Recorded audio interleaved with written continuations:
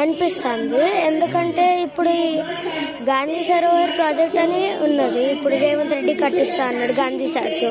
కానీ గాంధీ స్టాచ్యూ తోటి ఏం లాభం లేదండి, ఏం ఆనర్ కూడా రాదు. అండ్ ఇప్పుడు ఈ 5,000 crores అప్పు తీసుకున్నాడు, ఇది వేరే డెవలప్మెంట్కి యూజ్ చేయొచ్చు. లైక్ ఇప్పుడు ఈ మూసీ ప్యూరిఫికేషన్ చేస్తా అన్నారు, కానీ ఇంకా చేయలే. అండ్ ఇప్పుడు రోడ్స్ డెవలప్మెంట్ చేయొచ్చు.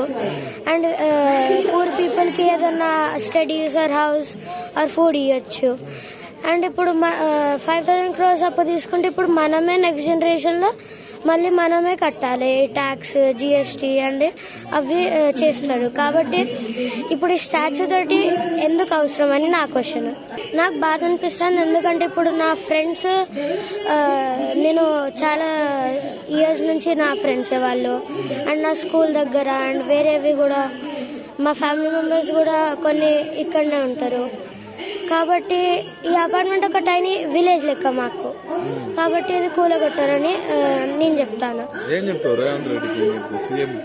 ఇది ఇప్పుడు మా ఇళ్ళని కూలగొట్టడానికి ట్రై చేస్తాను. ఫస్ట్ రేవంత్ రెడ్డి ఇళ్ళని కూలగొట్టు, తర్వాత మా ఇంటి దగ్గర రా, అండ్ మా ఇంటిని అయితే కూలగొట్టకు. ఎందుకంటే మా ఇంటికి కూలగొడతాను కదా, కాబట్టి ఫస్ట్ ఆయనకే పెయిన్ అనిపించాలి, తర్వాత మాకు.